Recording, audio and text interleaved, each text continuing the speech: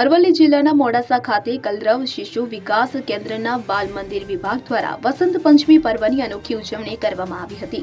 આ પ્રસંગે 300 જેટલા વિદ્યાર્થીઓએ સામૂહિક પુસ્તક પૂજન કરીને વિદ્યા અને સંસ્કાર પ્રત્યે શ્રદ્ધા વ્યક્ત કરી હતી। વસંત પંચમીના પાવન પર્વ નિમિત્તે નાના બાળકોએ માતા સરસ્વતીની ભક્તિ સાથે પુસ્તકોનું પૂજન કર્યું હતું। કલરવ શિશુ વિકાસ કેન્દ્ર દ્વારા દરેક તહેવારની ઉજવણી કંઈક અલગ રીતે કરીને સમાજને સકારાત્મક સંદેશ આપવાની પરંપરા જાળવવામાં આવી હતી। વસંતોત્સવ દરમિયાન પ્રી પ્રાઇમરીના વિદ્યાર્થીઓ કમળ પર બિરાજમાન વિદ્યાની દેવી માં સરસ્વતી તેમજ પ્રકૃતિ સાથે જોડાયેલી વિવિધ વેશભૂષામાં સજ્જ થયા હતા। બાળકો આકર્ષણનું કેન્દ્ર બન્યા હતા।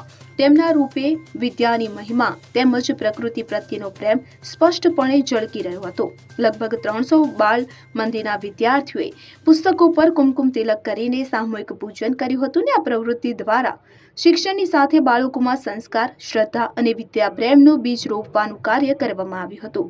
આ અવસરે માં સરસ્વતીનું શાસ્ત્રોક્ત પૂજન અને આરતી કરવામાં આવી હતી।